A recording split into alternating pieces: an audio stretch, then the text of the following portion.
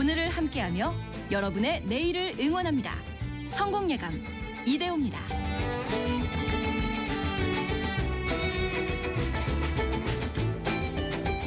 성공예감 이대호입니다. 2부가 시작됐습니다.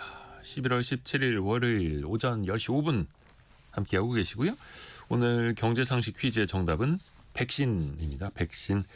최근에 독감 환자 늘고 있어서 또 지금 독감 예방접종을 해야 또 이게 몇 주 이후에 이게 또 효과를 볼 수 있다라고 하죠. 대신에 최근에는 4가가 아니라 3가만 맞아도 효과는 비슷하다. 왜냐면은 최근에는 별로 이제 유행하지 않는 것들까지 맞을 필요는 없기 때문에 그래서 정부에서도 3가를 권고하고 있다 이런 소식도 알려드렸고요. 8722님 저는 9월에 독감 4가 백신 내돈내산으로 맞았습니다. 독감 너무 아파서요 라고 미리 맞으셨네요. 그리고 최소연 님도 젊다고 안 맞았다가 호되게 당한 적이 있어서 이제는 필수로 맞고 있어요 라고 보내주셨네요. 장민진 님 남편이 독감 예방접종 맞기로 해놓고는 3주째 미루고 있어서 오늘까지 안 맞으면 제게 30만 원 주기로 약속했는데 뭐가 더 이득일까요? 그럼 오늘까지 안 맞고 내일 맞아서 30만 원을 이제 득하시는 게 가정 내에서 해결하시길 바라겠습니다. 6536님 코로나 때 코로나 백신 접종해야만 음식점 들어갈 수 있었는데 그게 벌써 4년 전이더라고요. 라고. 우리가 그 힘든 시기를 지냈던 게 벌써 4년이나 흘렀네요. 시간이 참 빠릅니다. 그리고 그 소아 무료 접종이 6개월에서 10살까지가 아니라 6개월에서 13살까지라네요. 6개월에서 13살까지는 무료 접종 하실 수 있다라는 것도 임신부뿐만 아니라 고령자도 마찬가지고요. 윤태상님 강릉이에요. 마을버스 기사입니다. 승객들과 함께 즐겁게 들어요. 조금 전에 종점에 와서 커피 한 잔 마시고 또 출발합니다라고 아까 보내주셨는데요. 고맙습니다. 마을버스 또 승객 여러분들이 요즘에 성공예감 이대호입니다. 9시 5분부터 거의 11시 사이에 안 틀어주면 또 막 뭐라고 하는 분들이 또 있을 것 같다라는 느낌이 들어서요. 예. 함께해 주셔서 감사합니다. 자, 오늘 증시 상황 한번 볼까요? 일단은 원달러 환율은 1456원 가리키고 있고요. 그래도 지난 주반 1470원대 갔다가 1450원대까지는 좀 진정이 된 원달러 환율이고요. 코스피는 1.2% 정도 반등하고 있습니다. 4060.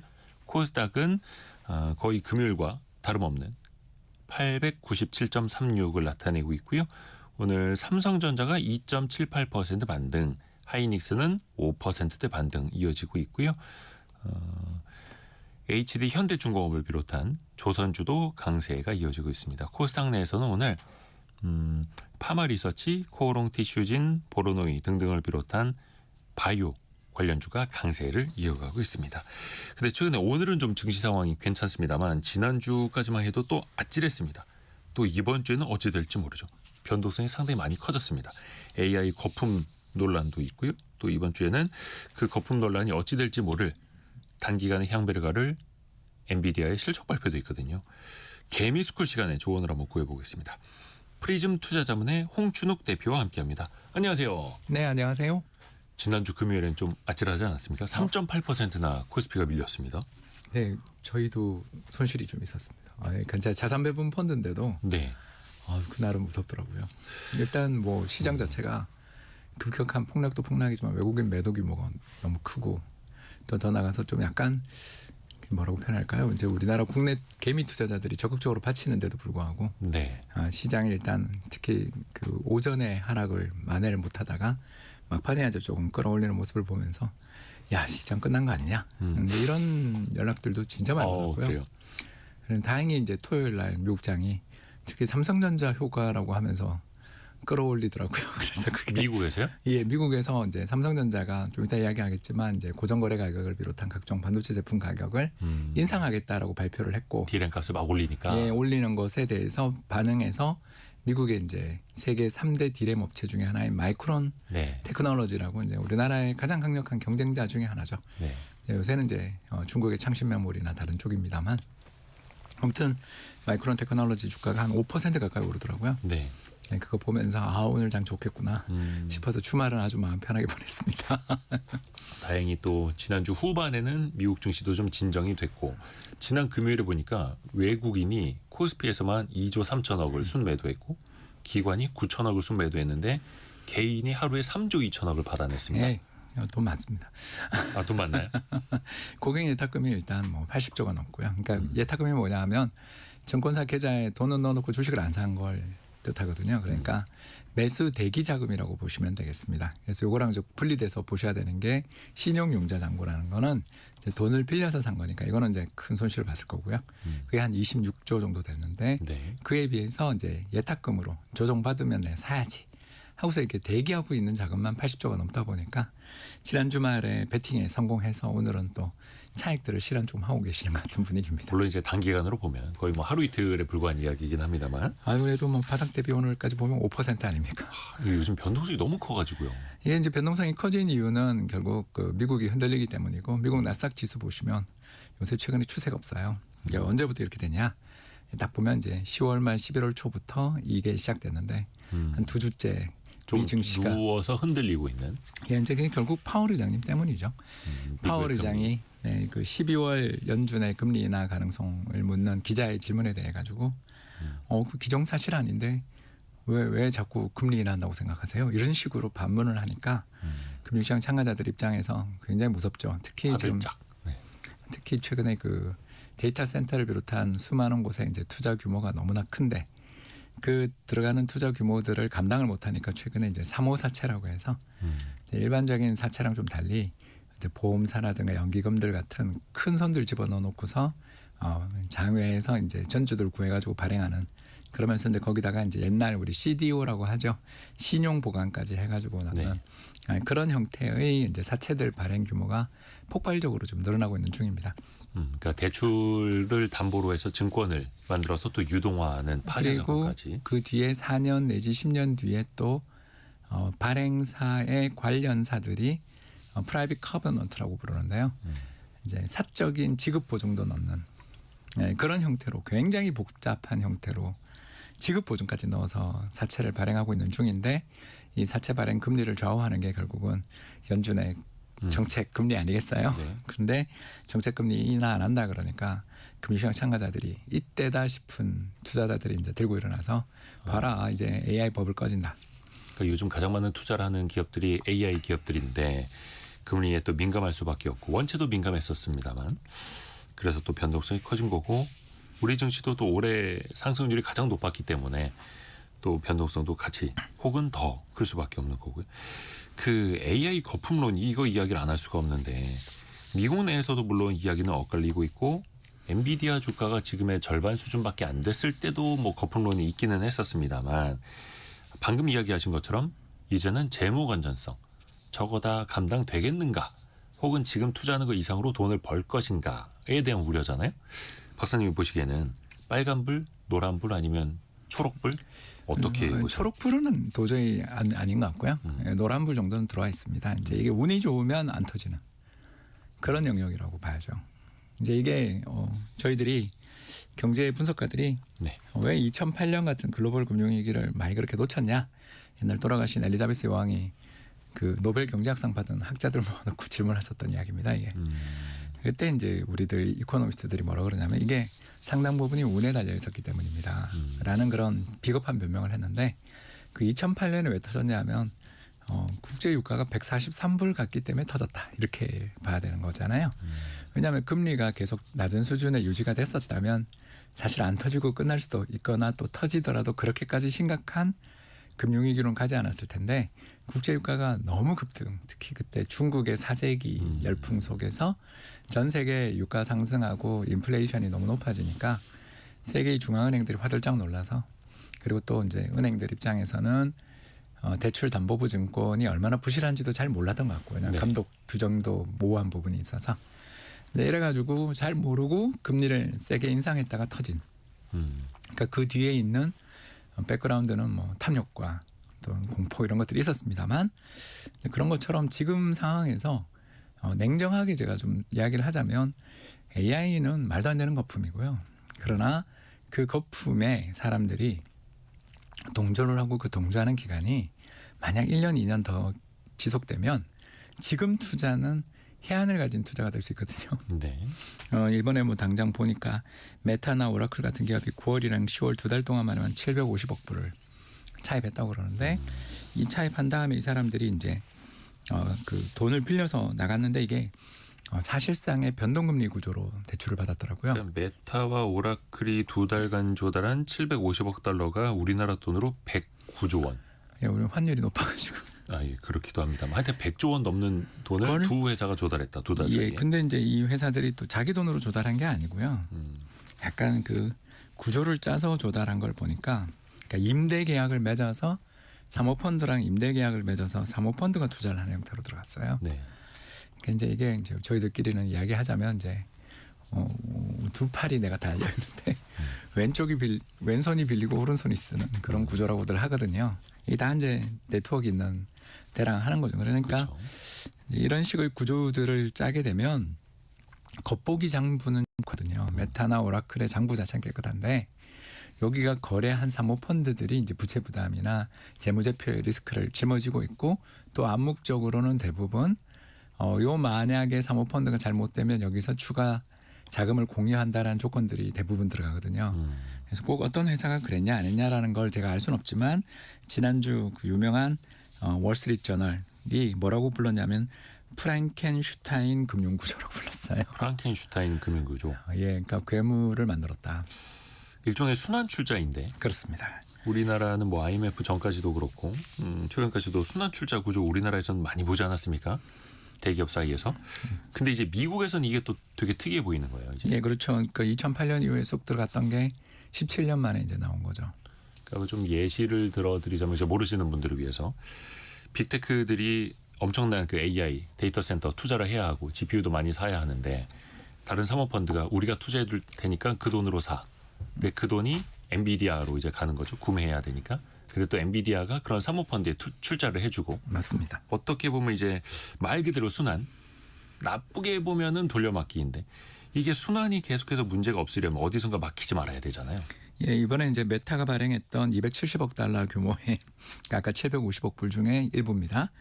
270억 달러 규모의 이제 이 계약을 보니까 4년마다 임대 계약을 끝낼 수 있는 옵션을 가지고 있다 이렇게. 왜 이걸 메타가 이런 계약을 맺었냐 봤더니 재무제표에 장기 부채로 반영되지 않기 위해서 편법을 쓴 거다. 이런 발굴 조사를 했더라고요. 월스트리트 저널이. 그래서 지난주에 뭐 이 보고서 때문에 아무튼 금융시장이 굉장히 놀라웠다. 그러니까 알고는 있었지만 저렇게까지 굴을 팠다고? 그러니까 우리 입장에서 보면 그 사모펀드 입장에서 보면 4년마다 그냥 우리는 이제 자금 회수하겠습니다. 맞습니다. 라고 두 손 들 수도 있는 거잖아요. 예, 그래서 이제 메타가 또 채권자들에게 지급해야 될 금액이나 이런 것들에 미치지 못할 경우는 그 차익을 보존해주는 계약을 맺었다라는 탐사 뉴스까지 발표를 한 거예요. 그러니까 겉보기는 부채가 아니지만 사실상 부채죠. 지급 보증이 들어갔으니까. 그러나 재무제표에는 부채가 아닌 걸로 잡히는. 그래요. 이건 회계적으로 좀 예, 복잡하긴 그거가 합니다. 굉장히 복잡한 거고 이런 식의 이제 데이터 센터들 맞는 그런 거고. 감춰지는 숫자들이네요. 예, 그게 바로 2008년 글로벌 금융위기를 이렇게 문제 해결을 어렵게 만들었던 이유가 뭐냐면 이제 그때 이제 읽었던 자서전을 보면 행동하는 용기라는 재밌는 책이 있는데 네. 물론 이제 추천하지는 않습니다. 왜냐하면 두꺼워요. 누구의 자서전이죠? 버냉키 자서전이죠. 벤버냉키. 그러니까 멋있는 이름을 지었죠. 그래서 이제 거기에 뭐가 이야기 나오냐면 자기들도 리만 브라더스를 구제하고 싶었대요. 근데 리만을 구제했는데 또 터질 게 너무 보이더라라는 거예요. 그 다음은 어디가 보이고. 그래서 자기들이 이걸 다 하다 보면 거대한 금융 국영화가 이루어지게 생겼더라라는 거예요. 그래서 도저히 이건 안 될 것 같아가지고 이건 이렇게 우리가 권한을 가지고 있는지도 불투명한 영역인데다가 그때 리만 브라더스가 가지고 있었던 그 수많은 CDO 그러니까 부동산 담보부 채권의 본질 가치에 대해서 어떤 계약이 이루어져 있는지를 복마성 같더라라는 거예요. 너무 얽혀서. 그때는 뭐 CDO가 얼마나 있고 그걸 바탕으로 한 파생 상품이 얼마나 있고 이거 집계도 할 수 없다 막 그랬었죠. 네, 그래서 결국은 연준 입장에서 이제 죄송합니다. AIG와 이제 CT 그리고 뱅크 오브 아메리카로 이어지는 당시 뭐 보험회사 예, 비롯해서. 그 세 군데 다 공적 자금 받았죠. 네.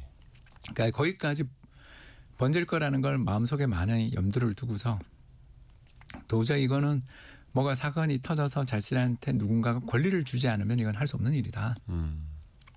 그래서 이제 포기를 했었고 실제로 파산을 해버린 다음에 금융위기 발생한 다음에 정부가 법을 바꿔서 타프라고 해서 그렇죠. 예, 구제 금융 법안을 통과시켜주면서 그 다음부터 아까 제가 방금 말씀드린 세계 3대 금융기관 AIG, 시티, 뱅크 오브 아메리카에 전부 공적 자금을 투입해주는 그런 계약들이 체결된 바 있습니다. 네. 이 사례에서 보는 것처럼 제가 뭐 메타가 이상한 짓을 했다 또는 뭐 오라클이 이상한 짓을 했다라는 게 아니라 월스트리트 저널의 기사를 장문의 보고서를 쭉 읽으면서 느낀 게 되게 많이 꼬았다. 그리고 이 꼬아놓은 돈들에 들어가 있는 전주들이 대부분은 보험사 같은데 전 세계 보험사들이 들어가 있다고 그러더라고요. 근데 이제 이 중에 어디 하나라도 만기 연장에 동의를 못하거나 아니면 문제가 생기거나 하면 이거 터질 수도 있겠구나.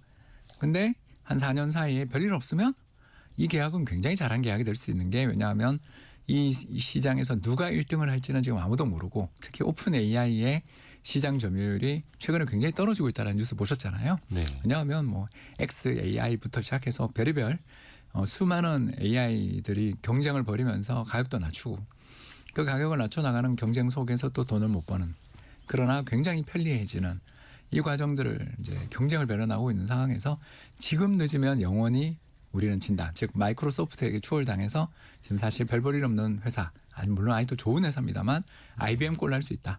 또는 애플의 변혁을 따라가지 못해가지고 사실상 파산하고 팔리게 됐던 뭐 표현이 좀 그렇습니다만 여러 우리 피처폰 만들던 회사들이 네, 기억나시지 그렇죠. 않습니까? 2G 스마트폰, 투지 2G 펀드 그냥 블랙베리 이야기하려고 핸드폰. 했는데 이제 없어졌으니까 그때만 해도 블랙베리가 최고였는데 이렇게 됐잖아요. 그런 것처럼 새로운 변화가 왔을 때 파괴적 혁신에 올라타지 못하면 이게 돈을 못 버는 게 아니라 망한다라는 조바심 때문에 하는 거니까 네. 그 운만 따르면 이게 살 수도 있는 거죠. 그러니까 그런 빅테크 입장에서 보면 지금 AI 투자를 멈출 수도 없고 속도를 늦출 수도 없고 일단은 가긴 가야 되니까. 근데 갑자기 연준 의장님이 금리 인하 안 하겠다 그러니 이 어마어마한 딜들을 지금 하고 있는 중인데 근데 또 그게 미국 내에서 한두 개 기업도 아니고 이제 얼추 S&P 500 중에서도 뭐 나스닥은 더하겠습니다만 AI에 노출된 AI 관련된 사업을 하는 기업들의 시가총액 비중이 거의 절반에 달하는 상황 절반 아닙니까? 가까이 됩니다. 그럼 미국 경제가 나중에 휘청일 수도 있는 거라 이거는 진짜 미국 무서운 스토리죠. 그래서 정부 입장에서도 주시할 수밖에 없겠고. 예, 그래서 파월 의장한테 그렇게 압박을 넣는 것 같아요. 이 그렇죠. 버블인 걸 뭐 모르고 금리를 인하하라고 그러는 것 같지는 않은데 일단 지금은 넘겨야 되지 않겠냐. 그리고 갈 때까지 가봐야 되지 않겠냐. 그렇죠. 오히려 뭐 금리를 좀 조였다가 그렇죠. 나중에 어떤 결과로 돌아오는지는 우리가 또 익히 봤기 때문에 이게 이른바 99년 2000년 닷컴 버블적인 기술적인 것과 2008년 서브프라임 모기지의 어떤 파생 상품적인 게 결합이 돼서 그 트라우마가 지금 남아 있는 건데 물론 그 비슷함이나 강도는 다를 수 있겠지만 이대호 기자님 말씀드리니까 더 무서운데요. 아니 그러니까 그게 꼭 터진다는 게 아니라 당시에는 그게 뭔지 모르고 처음 겪어본 걸로 터졌다면 지금은 이미 겪어본 곳에서 위험 신호를 감지하고 또 어떻게 보면 대비할 시간이라는 게 또 있다는 게 좀 다르지 않습니까? 네, 맞습니다. 저는 이제 그쪽인 거죠. 그래서 노란불. 그래서 대비할 시간도 좀 있고 네. 또 연준 입장도 이해가 되는 게 이렇게까지 차입을 계속 하다가 네. 만에 하나 외부 충격 와서 금리가 갑자기 급등하는 일이 벌어지면 너네 다 망한다. 그러니까 지금 나 예방주사 좀 놓게. 이렇게 차원에서 아마 파월 의장이 대응을 한 것 같은데 그거에 대해서도 이 정도로 시장이 사실 이제 지난주 우리나라가 장중 기준으로 해서 400포인트 조정받았지 않습니까? 네네. 이제 그런 정도고 미국 나스닥 시장은 사실 직전 고점 대비해서 하락률이 상당하거든요. 이 정도로 흔들리는 거 보면 금융시장 내 참가자들이 불안해하고 있다는 건 분명한 사실이다. 아 그렇죠. 그러니 노란불이다. 빨간불까지는 모르겠지만 노란불 정도는 된다. 그러게요. 그러니까 사실 과거에 어떤 위기가 크게 터졌을 때는 다들 파티에 취해 있었는데 근데 지금은 이 파티에서 누가 먼저 문고리를 잡아야 하나 생각들을 좀 하고 있는 게 좀 다르긴 한데 그렇습니다. 근데 또 하나 다른 게 있습니다. 그 버크셔 해서웨이가 알파벳 구글의 지분을 산 걸로 이제 처음 공개가 되지 않았습니까? 물론 이제 상장사 지분 중에서 한 10위 정도 되는 비중이라고는 합니다만 워런 버핏이 은퇴하기 직전에 구글 그것도 또 AI 쪽으로 엄청난 투자를 하고 있는 구글을 샀단 말입니다. 예, 이게 방금 제가 이제 이야기했던 스토리에 예. 무서운 점인데요. 예. 이제 무서운 점이 나오는데 아까 월스트리트저널이 네. 이상한 자본 거래를 세 개를 발굴했는데 첫 번째가 메타, 두 번째가 오라클, 네. 그리고 이제 세 번째가 테슬라. 테슬라의 XAI. 네. 요거를 파헤쳤는데 여기서 지금 예외가 애플이랑 구글이잖아요. 지금 빅테크 기업들 중에 이제 넷플릭스는 여기에 좀 들어간다고 말하기는 어려우니까 엔비디아는 뭐 본류라고 봐야 되고 하면 네. 우리가 흔히들 이야기하는 매그니피센트 세븐에서 아마존, 구글, 애플이 상대적으로 조금 더 보수적인 포지션을 취하고 있다라고 우리가 볼 수가 있는 거죠. 이 그러니까 리스트에서 보면. 재무적으로 조금 그렇죠. 더 노란불이 켜진 것과 아직 여기는 노란불도 안 들어와 있는 곳. 노란불까지는 아니고 우리 여유 현금으로 충분해. 그리고 우리는 그런 거 안 해도 앞서갈 수 있어. 먼저 돈을 많이 버니까. 우리는 그렇게 또 투자를 그쪽 자본 설비 투자가 아닌 딥시크보다 더 저렴한 비용으로 이런 걸 해내는 게 더 나은 선택지야. 또는 이제 애플 같은 경우는 담당하시던 분이 나가는 지금 홍역을 겪고 있는 것 같고. AI 뭐 예, AI 최고 임원들. 담당자가 네. 이번에 나갔죠. 메타도 그런 일이 있었습니다. 근데 이게 네. 어디가 실패했다라고 해석하는 건 어려운 게 뛰어난 인재에 대한 스카우트 전쟁이 너무나 격렬하게 벌어지고 있기 때문에 이분이 너무 좋은 조건 거절하기엔 너무 큰 돈이었다라며 가신 걸 수도 있기 때문에 제가 뭐 애플이 인공지능 경쟁에서 뒤처진다라는 말씀을 드리려는 게 아니라 요 세 회사는 벌어둔 돈도 엄청나게 많은 상황에서 효율화를 추구하는 전략을 쓰는 것 같고 반대로 그 약간 이 위치의 밑에 있는 세 회사는 또 늦게 뛰어든 이 세 회사는 반대로 더 공격적인 포지션을 취하고 있다고 볼 수 있고 그럼 당연히 가치 투자자 입장에서는 공격적인 포지션을 취하고 있는 회사에 투자하기보다는 안정적이면서 그 자리에서 굉장히 높은 쉐어와 그리고 높은 어떤 이익을 향유하는 회사를 선호하는 거죠. 그래서 저희들끼리도 그럽니다. 매그니피센트 세븐에도 가치주랑 성장주가 구분된다고. 내실을 또 따져봤을 때도 그렇고. 예, 그리고 특히 뭐 아마존이 별로 못 올랐다. 저 아마존 저럴 때 사놔서 손해 본 적 없다라고 이야기하시는 분들 되게 많거든요. 주변에도. 그러니까 그런 거 보면 미국이라는 시장이 그래서 제가 노란불이다 이렇게 한 게 모두 다 달려갔으면 아예 버블입니다. 그리고 심각하니까 조심해야 됩니다. 이렇게 단언할 텐데 또 안 그런 쪽 다른 방향으로 굴을 파고 있는 쪽도 존재하니까 그냥 노란불 정도로 보고 있습니다. 과거에 버핏은 여러 차례 그 인터뷰 등을 통해서도 본인이 그 구글 알파벳을 사지 않은 걸 참 많이 후회한다라고 이야기를 했는데 은퇴하는 그 해에 구글을 담기 시작했다라는 거 어떻게 보면 저는 그런 생각도 들더라고요. 과거에 애플을 처음 샀을 때는 기술주가 아니라 소비재로서 매입하기 시작했던 것처럼 이제 구글도 기술주를 넘어서 소비재로 보고 있는 거 아닌가? 완전 생활 필수?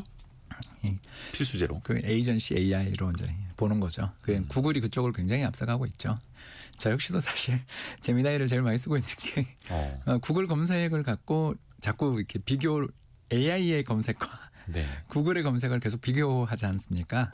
검증해 보려고. 예, 왜냐하면 네. 할루미네이션이라고 해서 저희들이 이제 이 언어 모델이 뭐냐면 이게 정확하다라고 자꾸 생각하시면 큰일 나는 게 언어 모델은 언어적으로 보았을 때 다음에 들어올 적절한 답이 뭔가를 추론하는 모델이잖아요. 만들어내는 거죠. 그렇죠. 사람들의 문법을 모방하는 것에 불과하기 때문에 가짜가 되게 많고 그 가짜를 걸러내기 위해서는 또 다른 검색이 필요하니 그 부분에 있어서 구글도 충분히 괜찮지 않냐. 자, 이렇게 생각하실 수 있고 실제로 구글의 재무조건이나 재무조건이 너무나 건전하기 때문에 방금 제가 이야기했던 일부 공격적인 베팅을 하고 있는 회사들하고는 약간 또 결이 다르다는 점도 영향을 미친 것 같습니다. 네, 좋습니다.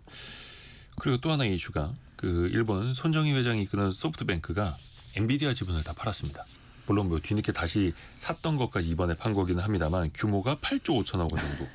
그런데 엔비디아 그렇게 돈 잘 벌고 시가총액 세계 1위까지 올라선 회사 팔아서 뭘 하는가 봤더니 오픈 AI에 투자를 한다고요. 예. 이건 어떤 의미로 봐야겠습니까? 이제 그때 트럼프 대통령하고 손잡고했던 거를 약속을 지키려니 돈이 없는 거죠. 그때 같이 오라클하고. 하기로 한 게 뭐 메타, 오라클, 소프트뱅크 뭐 이렇게 있었습니다. 일단 그때는 오라클하고 손을 잡고 저기 있었습니다. 오픈 AI가 그 자리에 예, 같이 오픈 있었죠. AI, 메타가. 오라클 이렇게 네네. 해서 그렇기 때문에 어쩔 수 없는 약속이 아니었나 좀 아쉬우실 것 같습니다. 너무 일찍 팔았던 건 아시죠? 엔비디아를 너무 초기에 투자했다가 일찍 팔고 다시 들어갔던. 그렇죠. 다시 샀던 거죠. 예, 그래서 손정희 회장 역사에서 보면 아픈 손가락이 엔비디아였는데 이번에 결국 또 정리를 하고 오픈 AI로 갔네요. 그래서 이런 거 보면 이제 진영들을 좀 만들고 있다. 그리고 그러면 이게 엔비디아가 이제 성장이 다 왔다. 이제 너무 비싸다 해서 판 거는 아니라는 그렇게 말씀이세요? 보기는 좀 어렵다고 생각되는 게 일단 뭐 제 표현이 좀뭐 맞는지 모르겠습니다만 분명 올해 봄에 있었던 딥시크 쇼크 이후에 네. 더 저렴한 GPU 이제 그래픽 카드를 활용해서 데이터 센터도 하고 추론도 한다라는 거에 대한 가능성들은 점점 열리고 있고 실제로 네. 그 가능성을 위해서 어마어마한 투자들이 진행되고 있는데 또 그 진행되는 과정에서 엔비디아의 구형 칩이든 신형 칩이든 수요는 폭발적으로 늘어나고 있는 그런 여건들이다 보니 이게 엔비디아의 어떤 실적 전망이나 이런 것들 다 꺾여서 팔았다라기보다는 그만큼 대규모 투자가 이루어지고 있다. 정말 아까 제가 잠깐 말씀드린 그렇죠. 그 몇백억 불은 그냥 우리 돈, 그러니까 100조 원은 큰 돈이 아닌 것처럼 보이는 거의 아마겟돈급의 전쟁이 지금 펼쳐지고 있다고 쩐의 보셔야 전쟁이 돼요. 예, 쩐의 전쟁이 아마겟돈급이다. 펼쳐지고 있고 우리나라가 GPU 이번에 26만 개 그러지만 뭐 그것도 2030년까지. 예, 그것도 사실 그렇게 많은 물량이라고 볼 수 없다고들 하잖아요. 네, 그렇죠. 네, 그런 거에 대해서 이제 걱정을 많이 하고 그래서 이제 이 사람들이 자꾸 이제 돈을 빌리러 이렇게 돈이 많은 사람들이 마진율이 그렇게 높은 회사들이 돈을 빌리러 이렇게 가는 거 보고 또 그 가는 구조도 되게 복잡하게 짠 걸 보면 이번 한 번 대출이 아니구나. 이게 시작이다. 앞으로도, 그러니까 시리즈다 이거. 그러니까 이렇게 힘든 구조를 짜는 거 보면 계속 할 거다. 시리즈 A, B, C, D로 갈 것 같다. 자금 조달을. 예, 저는 그렇게 보는 거죠. 그래서 노란불이다 자꾸 그런 이야기하는 게 초록불이라고 이제 볼 수는 없는 근데 게 또 멈출 수는 없고. 왜냐하면 일단 노란불 들어왔는데. 초록불이면 자기 돈으로 하는 거니까 그 회사만 그냥 어떻게 되면 끝인데 예. 이제 남의 돈을 빌리는 순간 이게 문제가 되는 거니까 그것부터 이제 저희들끼리는 레버리지 금융이라고 부르거든요. 그냥 노란불입니다. 노란불 들어온 거 알지만 직진이다 하고 달려가는. 그러니까 다음에 애플이 되고 싶으니까 다음에 그렇죠. 마이크로소프트가 되고 싶으니까. 근데 되게 상징적인 장면이 일본 소프트뱅크가 엔비디아를 팔고 오픈 AI에 투자를 하기로 한 게 현재 기준으로 보면은 AI로 인해서 가장 돈을 많이 버는 회사를 팔고 그렇죠. 미래를 가장 사는. 많은 투자를 하는 회사를 더 산 거잖아요. 뭐 이제 오픈 AI가 내년에 상장할 수도 있으니까요. 그럼 또 달라질 수 있고. 물론 이제 오픈 AI 입장에서도 상장을 해서 자금을 조달해야 또 지속 가능한 투자를 할 수 있겠다라고 생각을 하거든요. 그게 저는 내년 시장의 가장 중요한 분기점일 거라고 보고 있습니다. 그러니까 이제 왜 그런 거 있잖아요. 항상 그 버블의 끝, 그 파티의 정점은 IPO입니다. 대규모 IPO, 예, 기업 옛날에는 공개. 예, 이제 뭐 저희들 이제 이야기로 하자면 야후가 S&P 500 들어간 날이 고점이었거든요. 예, 정말 그때 그런 보고서 참 많이 썼던 기억이 있는데, 그러니까 편출되는 기업은 다 구경제 기업만 편출이 되고, 구경제. 예, 그래서 올드 이코노미 경제만 편출되고, 편입은 전부 신경제 기업만 편입되는데 그거의 이제 마지막 방점이 야후가 그때 들어간 거였는데 그때 정부 저희가 막 보고서를 쓰면서 뭐라 그랬냐면 그 보수적인 스탠다드 앤 푸어스 신용평가 회사잖아요. 네네. 신용평가 회사도 드디어 AI 인터넷 붐에 굴복했다. 근데 지나고 보니까 그게 고점이더라고요. 그런 것처럼 오픈 AI가 어마어마한 적자를 기록하고 있거든요. 그리고 뭐 계속 장외에서 돈을 조달하는데 이 돈의 조달이 이제 한계에 지금 사실상 도달해 있는 상황이잖아요. 그러니 상장은 불보듯 뻔한데 이제 그렇죠. 어떤 조달해야죠. 가격으로 들어올 것인가. 이게 참 네. 고민이 되는 지점도 그겁니다. 물론 이제 과거처럼 패턴이 반복될지는 알 수 없겠지만 일단은 오픈 AI는 상장을 하려 할 테고 오픈 AI가 상장할 때까지는 뭔가 이 AI의 붐을 또 이어가고 싶어 할 테고 뭐 최소 1조 달러라고 이야기하고 있습니다. 기업 가치. 그러니까 상장 공모 가치가. 공모하는 것만 그렇죠. 네, 거기서 보통 이제 많이 오르니까. 지금 그래서 엔비디아가 4조 달러 넘었다, 5조 달러 넘었다 그러고 있는데 아무것도 돈을 번 아니, 것도 없는. 조달하는 것만 1조 달러면은 네, 더 된다고. 1,400조 원을 조달하는 건데 더 된다는 거죠. 조달하는 것만 삼성전자 한 3개 정도 규모의 조달하겠다. 어휴 어질어질합니다. 예, 그래서 뭐 26년이냐 27년이냐 가지고 논란이 있는 것 같더라고요. 아무튼 저도 뭐 그쪽 상장 시점. 예, 왜냐하면 최고 가치가 높을 때 들어야 되니까 그거 좀 한번 잘 오늘 이야기해서 제가 약간 엣지 있는 포인트가 아닌가 싶어서 이야기해봤습니다. 어우 규모가 어질어질합니다. 국내 얘기를 좀 들어봐야 하는데 요거는 현재까지 들어온 뉴스도 한번 정리해드리고 홍춘욱 대표와 함께 이야기 이어갈게요. 라디오 정보센터 다녀옵니다. 구자현 신임 검찰총장 직무대행이 오늘 첫 출근길에서 검사장 징계 검토에 대해 침묵한 가운데 정성호 법무장관은 좋은 방법을 고민 중이라고 밝혔습니다. 앞서 대통령실은 전국지검장 18명의 집단행동에 대해 정부 차원의 평검사 전보 조치 등을 검토 중이라고 밝혔습니다.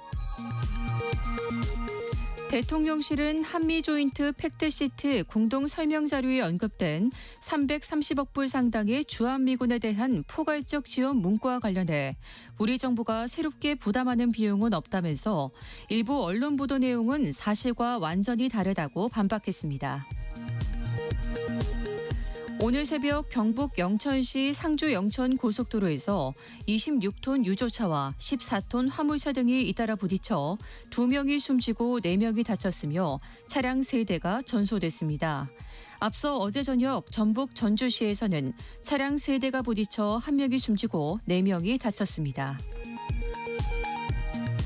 서울 서부지법 폭력 난동 사태를 수사 중인 경찰이 전광훈 사랑제일교회 목사를 특수 공무집행방해 교사 등 혐의로 내일 소환 조사합니다. 지금까지 라디오 정보센터 뉴스 정원나였습니다. 프리즘 투자자문의 홍춘옥 대표와 함께 개미스쿨 시간 이어갑니다. 성공예감 이대호입니다. 현재 10시 36분 함께하고 계시고요. 홍 대표님, 국내 증시 이야기 좀 같이 이어가 볼게요. 오늘은 좀 반등을 하고는 있습니다만 일단은 큰 변동성은 좀 일단은 진정은 되고 있습니다. 근데 다만 이번 주에는 물론 이제 엔비디아 그 실적 발표가 있기는 합니다만 이거 국내 얘기하자 놓고서 역시나 영향을 미치는 건 또 해외를 안 짚어볼 수가 없네요. 엔비디아 실적 발표가 19일인가 있죠? 예, 우리 시간 20일인데요. 네, 잘 나오지 않겠나. 네, 굉장히 잘 나올 것 같다. 지금 시장의 예상치보다는 조금 더 잘 나올 것 같다라고 보시는 거예요. 예, 왜냐하면 디램이 이 정도 쇼티지가 났는데, 그러니까 이제 처음에는 이제 그래픽 카드에서부터 시작해서 HBM에 이제는 이제 레거시 디램이라고 해서 이제 저가형 디램까지 가격이 연쇄적인 이런 폭발적 상승으로 이어진다라는 자체는 네. 그 병목 현상이 번지고 있다는 뜻이거든요. 그러니까 이거 갖다 놓고 보니까 이것도 필요하군. 지금 이러면서 가격이 상승하고 있는 중이에요. 그렇기 때문에 가격에 제가 봤을 때는 마진율, 그러니까 OP 마진이라고 부르는데요. 우리가 1,000원을 팔았을 때 영업이익이 얼마 나냐를 OP 마진, 영업 마진율, 영업이익률이라고 부르는데 삼성전자, SK하이닉스가 최고 좋았던 2017년에 30% 갔습니다. 그러니까 1,000원치 팔아서 30원이 이익이었습니다. 예. 자, 그러면 TSMC는 얼마일까요? 50원입니다. 500원입니다. 그다음에 이제 엔비디아는 600원을 1,000원 팔아서 600원을 벌고 있습니다. 그러니까 이번에 매출이 줄진 않았으니까 네. 예, 마진율이 계속 유지되는 그런 가이드가 나오지 않을까 생각을 하고 있고요. 그래서 최근에 TSMC 분위기도 엄청 좋고 그러니까 그 TSMC가 이제 가공을 하고 있으니까 그렇죠. 조립을 하고 있는 TSMC한테 그렇게 많은 마진을 준다. 주문하고 있는 엔비디아가 그렇게 높은 마진을 제조 공정하는 회사에게 준다. 자기들 마진은 얼마일까? 훨씬 더 된다는 이야기죠.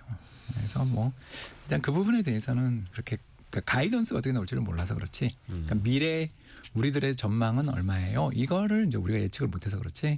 실적 자체는 상당히 잘 나올 가능성이 있다 이렇게 보여집니다. 물론 이제 그 숫자, 엔비디아의 실적이 시장의 예상치보다 높았느냐 낮았느냐도 중요하고 그 이후에 이른바 컨퍼런스 콜에서 엔비디아 경영진이 또 전망을 어떻게 하느냐. 이게 또 핵심이기도 하고요.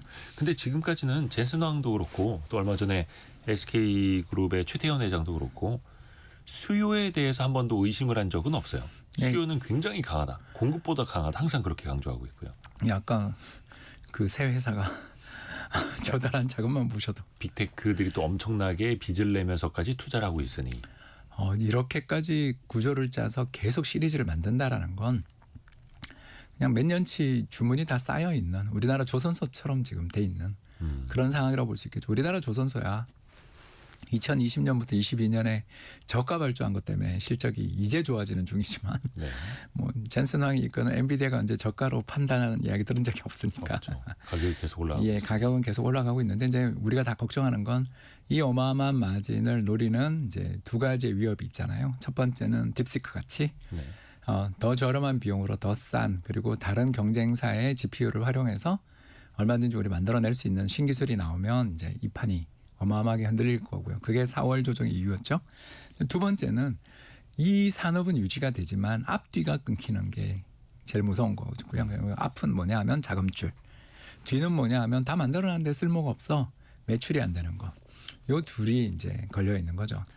그렇기 때문에 금융시장의 참가자들 입장에서는 가이던스를 훨씬 더 중요하게 여길 가능성이 높다. 왜냐하면 거기에 자기들이 생각하는 미래 전망 이런 것들이 많이 담겨 있을 테니까요.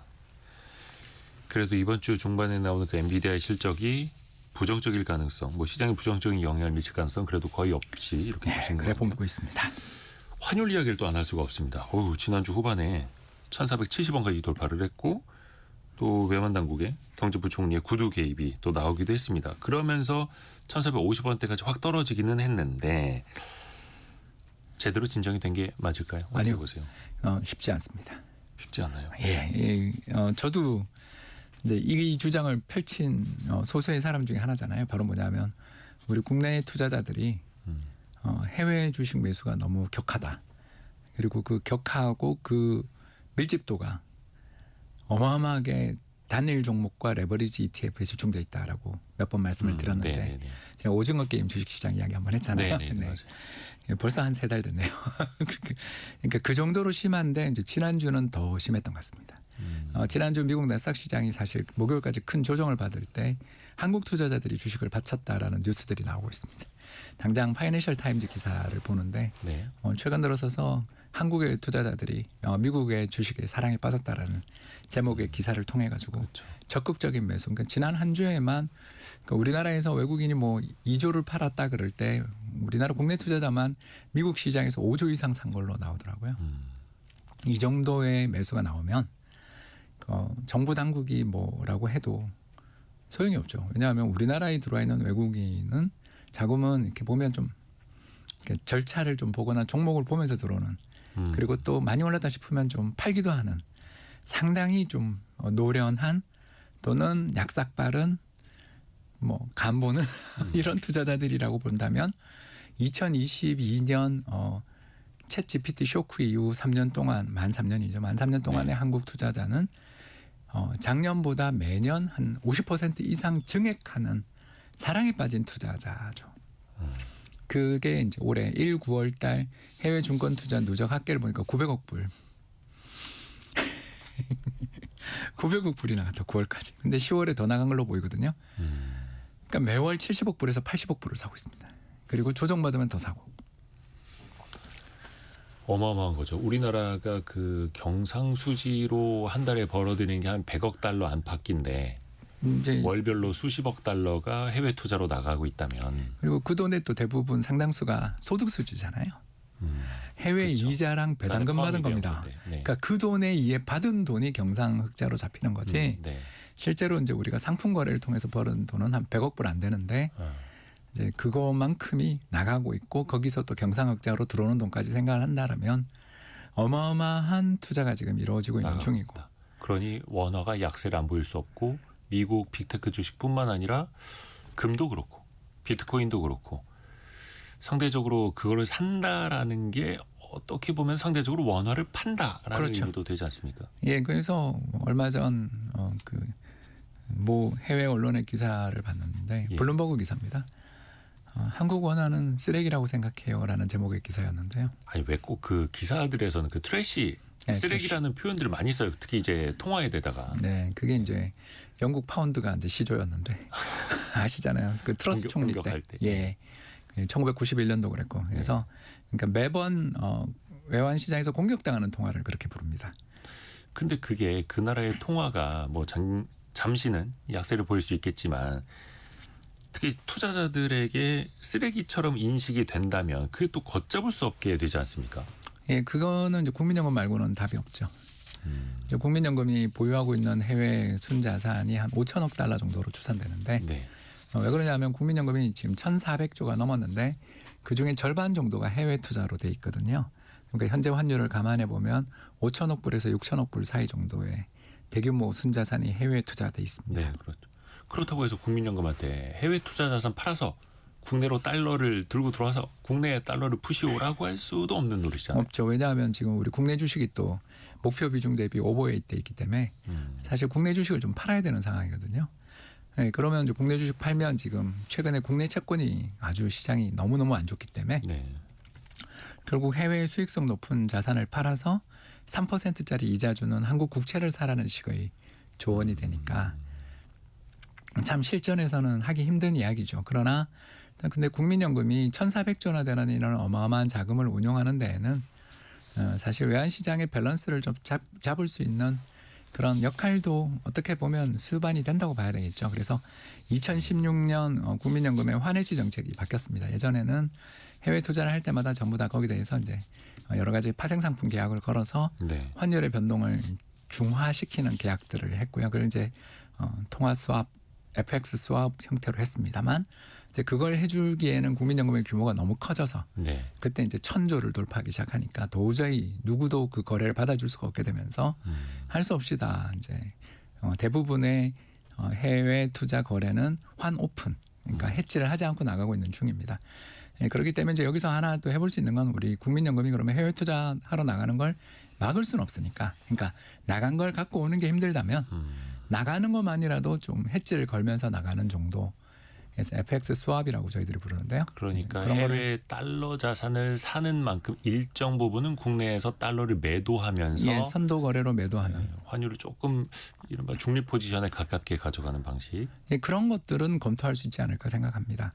그렇지만 뭐 긴 안목에서 본다면 현재와 같은 국민연금의 해외 투자 흐름 그리고 국내 투자자들의 해외 주식 붐이 당장 꺾이기는 어렵지 않겠습니까? 큰 흐름은. 예, 그렇다면 저는 뭐 앞으로도 환율이 1,500원까지도 또 열어놔야 되는 그 이상도 어쩌면 열어놔야 될 수 있는 고환율의 세계로 지금은 들어가고 있는 중이다. 방향으로 봤을 때. 예, 지난 3년간의 흐름을 보며 저도 작년 이맘때쯤 이건 어쩔 수 없는 추세다라는 걸 이제 인정하게 됐던 여러 통계들을 봤는데 올해 들어서서 이제 특히 이번에 KDI 한국개발연구원 보고서를 보더라도 이 흐름 자체가 굉장히 지속되고 있고 이 흐름이 나타난 이유가 뭐냐라는 그 분석을 보는데 국내 투자의 수익률보다 해외 투자의 기대 수익률이 월등히 높은 환경이기 때문에 그렇고 이 문제를 해결하려면 우리나라 국내 기업들의 수익성을 높이고 투자자들에 대한 보상을 강화해야 된다라는 그렇죠. 지극히 당연한 결론에 있는 걸 보고서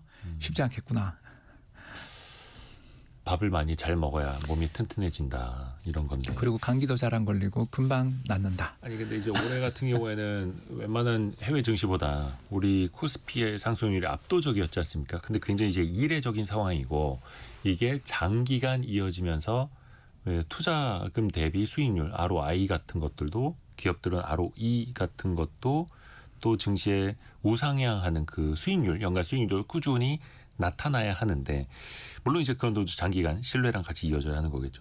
또 최근에 그 아까 국민연금 이야기 잠깐 해주셨으니까 국민연금 내에서 이제 국내 증시가 많이 오르다 보니까 자연스럽게 국내 주식 비중이 꽤 많이 찼죠. 원래는 한 14.9%만 규칙적으로 담기로 했는데 그게 이제 한 17%대 중후반까지 차지하는가 이런 추정도 나오고 있고요. 그래서 이걸 덜어내야 하는가 그대로 보유해야 하는가 아니면 국내 주식을 더 사도록 룰을 좀 바꿔야 하는 것 아닌가 여러 가지 이야기들 나오잖아요. 국민연금에서도 근무를 하셨으니까 기금운용력을 하셨으니까 홍춘욱 대표님의 생각은 어떠세요? 손이 많이 닿으면 마가 낀다. 네, 그 자꾸 그 자산 배분 전략이라는 걸 네. 2030년까지 이미 다 만들어놨어요. 그렇죠. 연금이. 예. 그래서 그게 이제 누가 하냐면 국민들의 대표들인 기금운용위원회 위원분들이 하시거든요. 네. 그래서 한경협에서도 오시고요. 경총에서도 오시고요. 한국노총에서도 오시고 민노총에서도 오셔가지고 그분들 17명이 모여가지고 진짜 1년 내내 심사숙고해서 만든 향후 5년간의 자금 배분 계획이 있습니다. 근데 그걸 건든다. 정권은 짧지만 우리 연금의 미래는 100년을 봐야 되는데 네. 그게 올바른 일인가? 좀 장기적인 시각에서 그러면 2030년부터는 느리자 뭐 이런 건 제가 모르겠습니다만 네. 왜냐하면 그건 또 연구를 해서 그렇게 바꾸면 되니까. 그러나 향후 5년은 이미 정해져 있는데 그걸 그 과거에 우리 선배들이 그렇게 고생해서 만들어 놓은 툴을 이제 어떤 얼개를 금방 그렇게 흔들면 이게 저는 2015년에 있었던 삼성물산 모직 합병권 같은 국민연금 입장에서 볼 때 굉장히 마음 아픈 역사가 있거든요. 그때 이사장님, 본부장님 다 감옥 갔던 그런 사건 이후에 연금에 대한 신뢰가 얼마나 떨어졌습니까? 그 비슷한 일이 또 벌어질 수도 있지 않냐.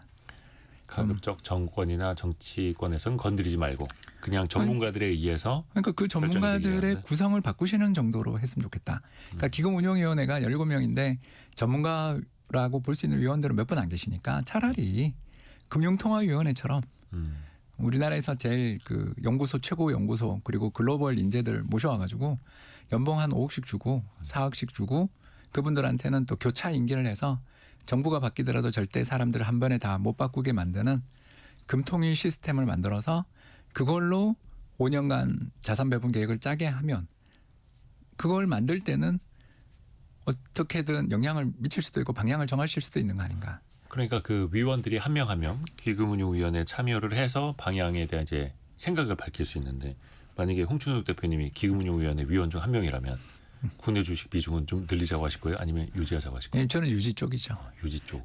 왜냐하면 하도 많이 그 언론하게 많이 맞아가지고요. 무슨 의미예요? 제가 우리나라의 경영자분들한테 대해서 저도 뭐 대표, 뭐 회사 대표지만 네.